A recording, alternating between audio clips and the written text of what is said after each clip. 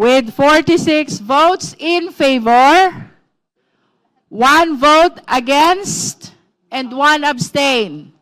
The chair declares the De Jesus complaint as sufficient in form.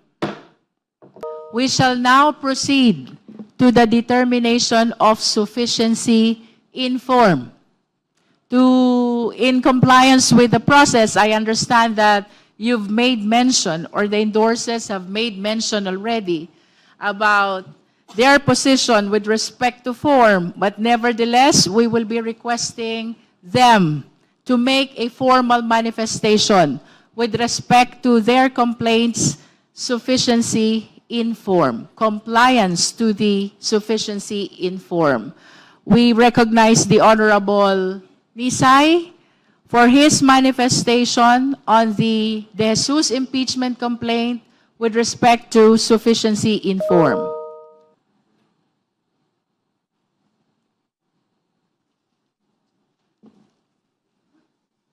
Madam Chair, regarding po sa sufficiency in form, lahat po ng aking nabanggit ay malinaw na ginawa po natin kasama ang complainant para po matuloy ang impeachment complaint ng atin pong private citizen na si Attorney Andre De Jesus. Nakapaloob po dito ang 5 argumento na kung saan ito po ang gustong malaman ng taong bayan na kung saan ang problemang kinakaharap na to ay pinangungunahan ng ating presidente. At sa limang arguments po, nakapaloob dito ang tatlong grounds, kasama ang graft and corruption, pag-benefit mula sa mga kickbacks na nakalink sa mga budget insertions at ghost projects, ang pagbuo ng ICI o Independent Commission for Infrastructure upang magamit na depensa sa mga political allies na sangkot sa mga anomalyang flood control projects. Pangalawa, ang culpable violation of the Constitution, ang pagpayag na isurrender ang dating Pangulong Rodrigo Duterte sa ICC o International Criminal Court na walang due process sa ating sariling bansa. At ang pangatlo, ang betrayal of public trust, ang hindi pagbito sa mga unprogrammed appropriations at special provisions nito sa ating mga national budget. Ang di umanong paggamit ng droga ng Pangulo at unfitness upang mamuno, kasama rin po dito. So, Madam Speaker, Madam Chairman, naniniwala po ako na ang verified complaint ng atin pong private individual na si Attorney Andre De Jesus ay sufficient in form. Thank you, Representative Nisay. For the guidance of the committee members, I wish to add that apart from the verification and as part of the formal requirements of the impeachment complaint, we have to check if it is signed by the complainant, if it is duly verified, if the verification is correct, which means it has to be based on personal knowledge or authentic records. We have to check as well whether the impeachment complaint is supported by a resolution of endorsement by at least 1 House member. Of course, we know for a fact already that our colleague, the Honorable Jet Nisay, is the endorser of the De Jesus complaint.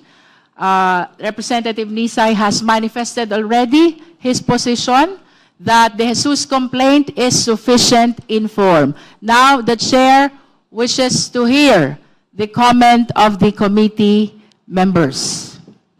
Madam Chair. The Honorable Bernadette Barbers is recognized. Thank you, Madam Chair. Madam Chair, may I reiterate the points you've mentioned earlier? Under Article 11, Section 3, Paragraph 2 of the 1987 Constitution, a verified complaint for impeachment may be filed by any member of the House of Representatives or by any citizen upon a resolution of endorsement by any member thereof. The same provision is found under Rule 2, Section 2A and 3 of the Rules of Procedure in impeachment proceedings of the House of Representatives. The complaint was filed by Attorney Andre R. De Jesus, a citizen of the Philippines, is indicated in the verification. Thus, complies with the provisions of the Constitution and the House rules. May I also submit, Madam Chair, that the respondent is one of the impeachable officers enumerated under Section 2, Rule 11 of the 1987 Constitution. It states that the President, the Vice President, the members of the Supreme Court, the members of the Constitutional Commissions, and the Ombudsman may be removed from the office through impeachment. As earlier mentioned by the chairperson, impeachable officers are very specific and exclusive list of high-ranking officials. The respondent in this instant impeachment complaint is President Ferdinand R. Marcos Jr. Thank you, Madam Chair. Thank you, Honorable Barbers. For the guidance of the members, you can make your comments and positions about sufficiency in form without necessarily saying whether you agree or not with respect to its sufficiency in form, because later on, we will be voting. The committee will be voting on the sufficiency in form of these two impeachment complaints. Any other member who wish to comment to the position of Representative Nisay? Madam Chair. The Honorable Vice Chair Keith Flores is recognized. Madam Chair, the impeachment complaint filed by Attorney Andre De Jesus contains a verification page, Madam Chair, and it states that he has read the complaint and have understood the contents thereof, and that the verified complaint are true and correct based on his personal knowledge and based on authentic documents. The same is likewise signed, Madam Chair. Likewise, the complaint is with the resolution of endorsement signed by Representative Journey Jet Nisay, who is a member of the House of Representatives and is a Deputy Minority Leader, a representative of the Pusong Pinoy Party List. The same was subscribed before the Secretary General, Attorney Chaloy Garafil, Madam Chair. Thank you, Vice Chair Keith Flores. Any other comment from the members? Just to add. May we know if the members were given copy? Because I understand that since last week,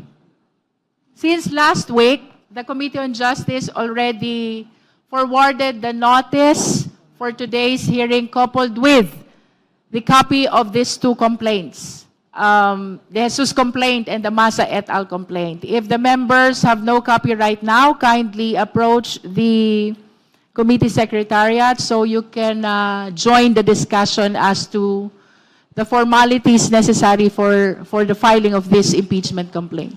The Honorable Laila De Lima is recognized. Thank you, Madam Chair.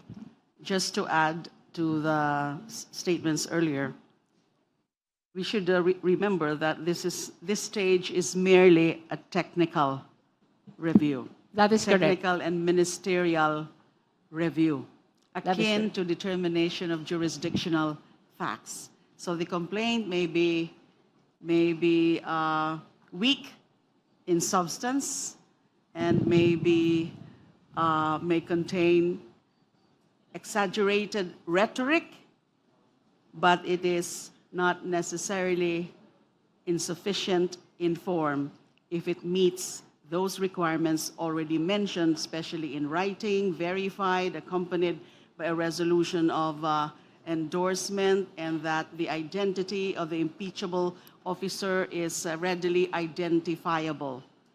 The only thing that I noticed, Madam Chair, is that while the verification page bears the date, the petition proper itself does not bear. Honorable De Lima, can you please speak closer to the microphone? I'm sorry. The only thing that I notice is that while the verification itself bears the date of the verification, which is January 19, 2026, the body itself of the petition, the main petition after the prayer, does not bear the date.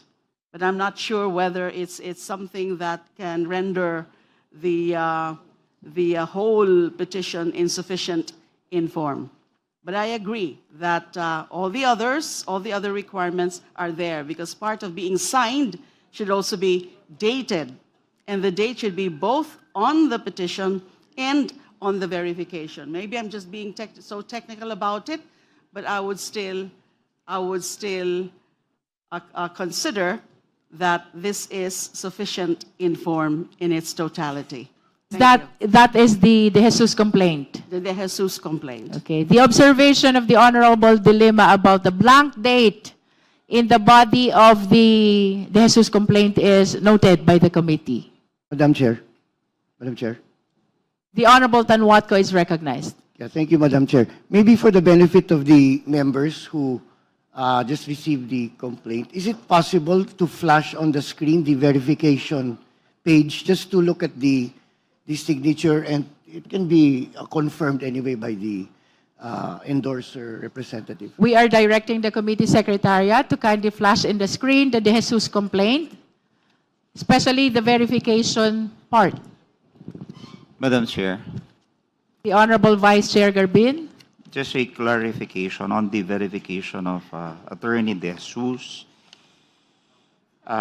We made mention that it was subscribed before the Office of the Secretary General. Upon perusing the verification, and the jurat tells us that it was Attorney Ana Patricia Chua who administered the notary. So let me be clarified, Madam Chair, whether there was a separate. There are actually two documents that needs to be under oath. One is the verification, and the other one is the endorsement. And the Honorable Vice Chair Keith Flores would like to comment to that. Madam Chair, while the verification was notarized by a private lawyer, I think, the endorsement, the resolution of endorsement, which was signed by the Representative Jet Nisay, was subscribed to before the Secretary General, Madam Chair. Thank you for that clarification, Madam Chair. Any other member who wishes to comment to the sufficiency in form of the De Jesus complaint? If there are no other members who would like to, the Honorable Chair Abante is recognized. Are we not discussing the sufficiency? Please speak closer to the Are we microphone. not discussing the sufficiency in form here? But this is a proceeding on the sufficiency in form. Yes, Madam Chair, but I did not hear any explanation of Congressman Nitay on the sufficiency in form. What I heard was the complaint on impeachment. Ang narinig ko kanina, yung mga complaint on impeachment, hindi ko narinig yung explanation niya on sufficiency in form. Hindi pa natin pinag-uusapan dito yung substance. Ang pinag-uusapan natin dito, ang sufficiency in form. Kaya nais ko muna marinig ang paliwanag ni Congressman Nitay tungkol sa sufficiency in form ng verified complaint na ito. While the pronouncement of Representative Nisay is quite limited as to sufficiency in form, the chair heard it loud and clear when he said that the complaint of De Jesus is compliant with respect to sufficiency in form, and he made mention as well about the verification, unless Representative Nisay would like to make an additional manifestation. Madam Chair, generally, a complaint is sufficient in form if it meets the formal requirement on its face. Sa ilalim ng rules, ang complaint dapat ay katulad ng nabanggit nyo kanina, verified under oath by the complainant through an affidavit stating that he has read and understood the contents of the complaint and that the allegations therein are true and correct based on his personal knowledge or authentic documents. So lahat po ng yan present naman sa ating complaint. Therefore, I am manifesting that the complaint is sufficient in form. Thank you, Madam Chair. Bishop, I hope that satisfies the Honorable Abante. Any other member who wishes to comment on the sufficiency in form? Because otherwise, we will be proceeding to the determination of sufficiency in form of the second complaint. That is the Masa et al. Complaint. Madam Chair, The Honorable Congressman Ridon is recognized. I just wanted to be very clear on the topics of personal knowledge and authentic records, because for the record, I understand that in previous impeachment cases, the question of personal knowledge or authentic records is the crux on the sufficiency in form question. So I just wanted to know from the endorser whether or not the complaint is based first on personal knowledge or actually authentic records. Madam Chair. The chair wishes to remind the committee members that our determination of form and substance should be confined in the impeachment complaint itself. As to whether or not it is indeed based on personal knowledge or authentic records, we will be proceeding to that on the proper time. But for the purpose of determination of sufficiency in form, what we're looking at right now is whether the verification is properly written, which means it has to include personal knowledge and authentic records. I submit, Madam Chair.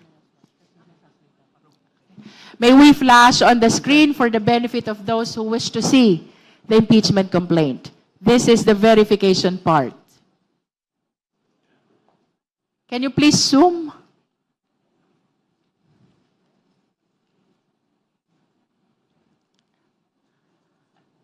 What is significant in the verification is actually paragraph 3. And paragraph 3 reads, the allegations in the verified complaint are true and correct based on my personal knowledge or based on authentic documents. That is for consideration, of course, of the committee members. Madam Chair. The Honorable Suntay is recognized. Thank you. Madam Chair, in the determination of sufficiency in form, three things are important. Verification, endorsement, proper content and structure. The complaint is duly verified. It contains a sworn affidavit of the complainant affirming that he has read the complaint and that its allegations are true to his personal knowledge. There is an endorsement coming from the Honorable Nisay, and, well, if it contains the proper structure, well, the names of the parties are there, the designation of the offense and actual omission. I believe that the complaint is sufficient in form. Thank you, Congressman Suntay. Madam The Chair, Honorable Vice Chair Dumogan is recognized. thank you, Madam Chair. It is clear enough. So let us vote for the issue on sufficiency. We will come to that, in Vice form. Chair. Madam Okay. Chair. I think we have exhausted already our discussions as to sufficiency in form of the De Jesus complaint. We shall now proceed to our discussion on the sufficiency in form of Masa et al. Complaint. But let us hear first the manifestation of position of our endorsers. The Honorable Representative Tino is recognized. Madam Chair, I defer to Madam Chair, Representative Ilago. Madam Chair, With the indulgence of the Honorable Tino, the Honorable Rodriguez is let recognized. us first, it's a matter of order. We have already discussed, and there's a presentation of the congressman endorsing the complaint. There has been statements that they are informed. I think we should now vote. We should not vote on the first one before we go to the second one. Yes, so I ask for a vote, Madam Chair, for the sufficiency in form of the De Jesus complaint as endorsed by Congressman Jet Nisay. So moved, Madam Chair. There is a motion to to vote on the sufficiency in form of the Jesus complaint. Do I Second. hear a second? Second, Madam Chair. The same has been seconded. So the motion is granted. The chair is now ready to hear the necessary motion. Madam Chair, The Honorable Madam Chair, Amben Abante is Madam recognized. Chair, I move to declare the impeachment complaint filed by Attorney Andre R. De Jesus sufficient and informed. That's already been moved by me. It's already been moved. So let us move on the prior motion. The and we have understanding to of the vote or chair not. about the motion of the Honorable Rodriguez is a motion to vote already about the sufficiency in form of the De Jesus complaint. And that is why I solicited a second, and the chair granted that motion to vote already. Now we are entertaining the motion to declare the De Jesus complaint as sufficient in form as raised by the Honorable Amben Amante. Madam Chair, the motion to vote, if it is voted in favor, it is approved. It is therefore voted in form as sufficient. So there's no need for another motion to declare. Because I have already moved to vote, and with that vote, it will result on either its referral back to the Secretary General because it is insufficient in form, or it is approved, it is sufficient in form, and we proceed to the next step. Thank you, Madam Chair. With the indulgence of the Honorable Rodriguez, the chair was listening very well when he raised the motion of voting already about the sufficiency in form of the De Jesus complaint. And the intention of the chair when she recognized Honorable Rodriguez and even solicited a second to that motion is to resolve whether or not we will be doing the voting now or after we deliberate on the sufficiency in form of the second impeachment complaint. So, with the indulgence of the Honorable Rodriguez, I hope we can proceed. We have granted the motion to do the voting now, and now we are entertaining the motion to declare the De Jesus complaint as sufficient in form. There is a motion to declare De Jesus complaint as sufficient in form as raised by the Honorable Amben Amante. The same has been seconded. Is there any objection? I object, Madam Chair. There I did not properly hear the explanation on that sufficiency in form. And that is what I would like to hear. And because of this, I object. There is a motion to declare the De Jesus complaint as sufficient in form. The same has been objected to by the Honorable Abante, and therefore we will be dividing the House. Those who are in favor of the motion, please raise your right hand. Comsec, please count.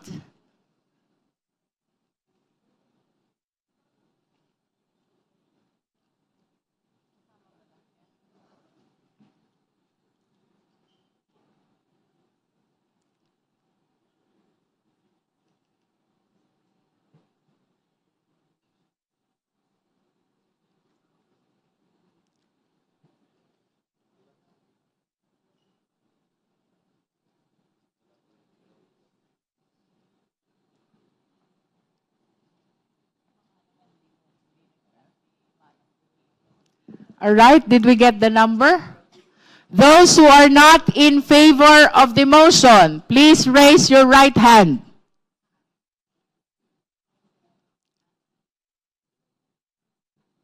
Those who abstain, please raise your right hand.